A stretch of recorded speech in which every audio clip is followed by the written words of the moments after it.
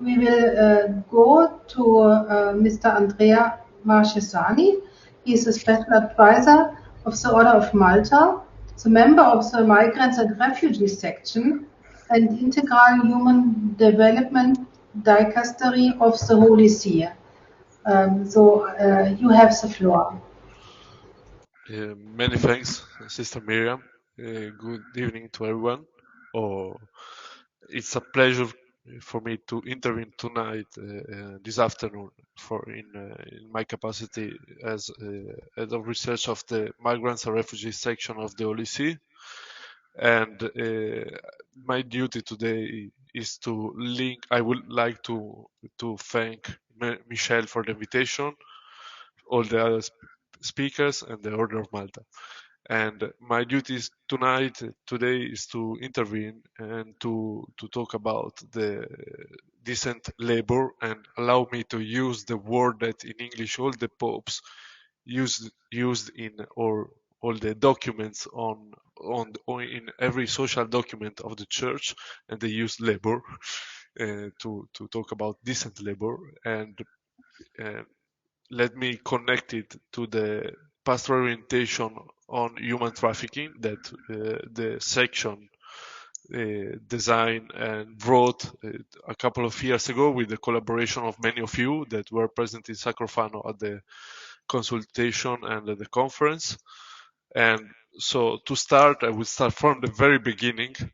And so from the Genesis, where we can find the creation, and we find work, we find labor in the creation, and the creation itself is the labor, is the work of God.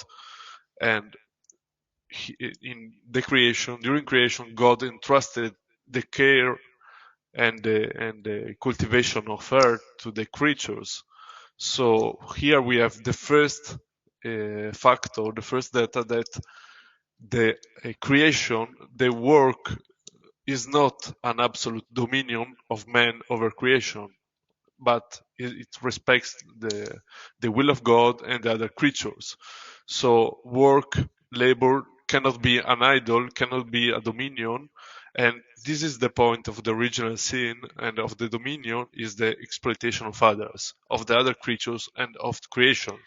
Just to stay connected to the Laudato And another interesting thing is that the Sabbath rest, the rest that God has at the end of creation, is not just the worship of the creation, but for the creatures is the worship of God itself, and is the Catholic social teaching defines the rest as a defense of the poor. And if we go later in the books of the Judges and Deuteronomy, we find that the one of the sins, as the Pope Saint Pius X defined, one of the sins that cry to heaven is the injustice to the wage earner. And the Gaudium et Spes, that is the Apostolic Constitution of Paul VI, say that a wage should enable workers and their families to live above the poverty line, to have a time for rest, to enjoy life, to enjoy normal life, and to provide education and resources that are enough and sufficient for the family. So after this, we can say that indecent labor is slavery, and as Brian was saying before, we can talk about many structures, we can talk about the system, but the point is one. The principal point is the original sin. So the exploitation, the dominion over the other creatures, and and from this, the structures that the Catholic social teaching defines as a structure of sin create social and economic exclusion, and so we have an economic system that allow primacy of things over man, the priority of capital over labor and money, the technology as an end and not as a mean. And so we have all these as consequences. So this is a structure of sin, and this is the problem, and this is a problem that perpetuates without without any obstacle, because it's a system that treat men, the people, as mere commodities for the self-interest of others. And so Brian said before, we have to identify a culture that's responsible for, and this could be the throwaway culture that the Pope quote many times, a culture of waste that is against the centrality of human person, the centrality of human person in the system. So the economic system, the political system, is at the service of man and not in the opposite way. And today we assist as well to in the modern era, we assist at the diversion of capitals from the real economy. And when this is excessive, and there is an excessive accumulation, people are excluded, and work is an instrument, and money is an end for few. So going back to the demand aspects, every one of us is a consumer, and we are all involved. The Pope, I was in Geneva at the time with Michel, and the Pope said that we are all responsible for the death of people, for the exclusion of people, because we are part of this, and the common good can be reached if everyone is not is included, the integral human development of everyone is contemplated. So we are all parts of this, and we have the benefits of this system, a system that is involved in a conspiracy of silence for profit. And this is not far from us. It's not in big businesses just in the Democratic Republic of Congo, very far from us, but is in our houses and in well-regarded businesses. So what I mean is, business is not connected to human trafficking or to slavery in this case, but is the place where it takes places. And every time there is where there are people that are mobbed, coerced, or in dire condition or dehumanizing condition, we have slavery and indecent work. So the competition in markets and the cutting of labor costs leave no choice to people to accept work in dire conditions. And with regards to consumers, Benedict XVI remembers us that in Caritas Veritate encyclical, that the purchase, the buying something, is not just an economic act, but is a moral act with a specific social responsibility. And so what we can do, what can be the cure to this, is the first is the education, the culture, and must start from the beginning. Is not easy. And the second one is the business ethical assessment, because many times we hear about corporate social responsibility, but many times is a marketing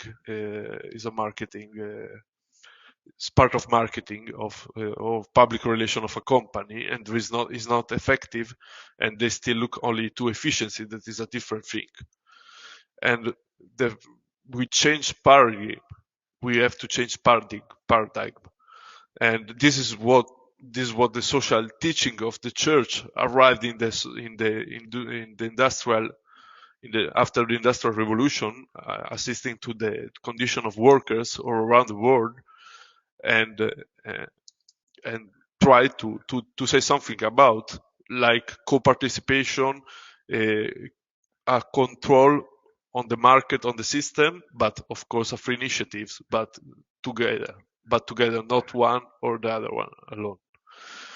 Another thing that is a duty of, I can speak for the church, is the evangelization and the pastoral accompaniment of workers in the unions, the work of the church in unions, and also in federation of employers.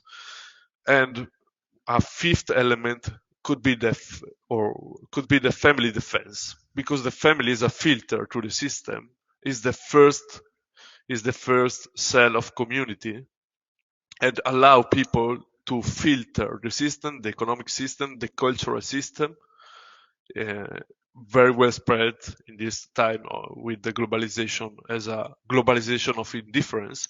And this is the first weapon we must enhance and support. So more a community is fragmented, more human trafficking and slavery is possible.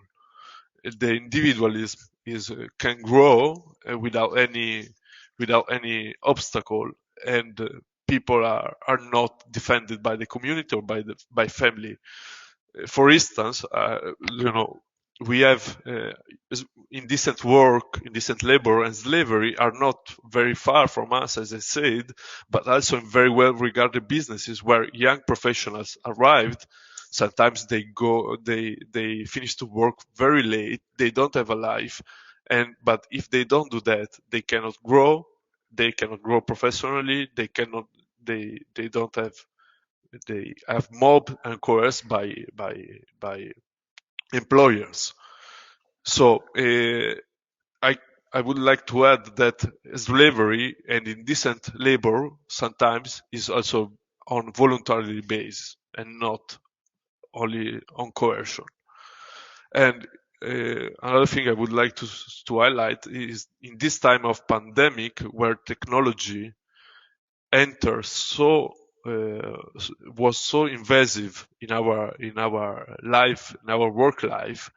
Technology disfigures and can disfigures work, and smart working creates strange dynamics even in decent workplaces before.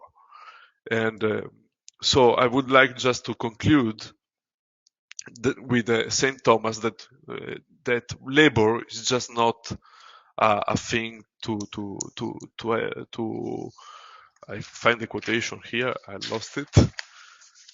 It's not just to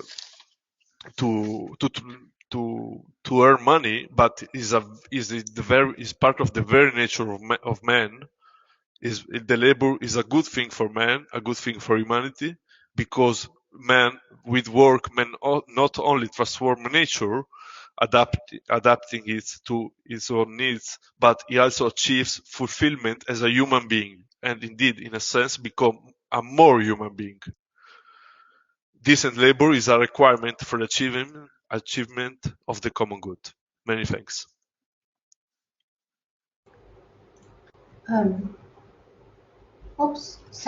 Thank you, Andreas. That was also another aspect of decent work. You spoke, like Brian, about the culture of work and about the system, but also that purchase is a moral act. So you brought another spiritual and faith-based approach to the phenomenon of decent work into the discussion. Now there is the next question. Could Andrea Marchesani react from the point of view of the Vatican to Professor Chesney's presentation, giving some insight of the social teaching on that? It is a pleasure, and I would like to quote.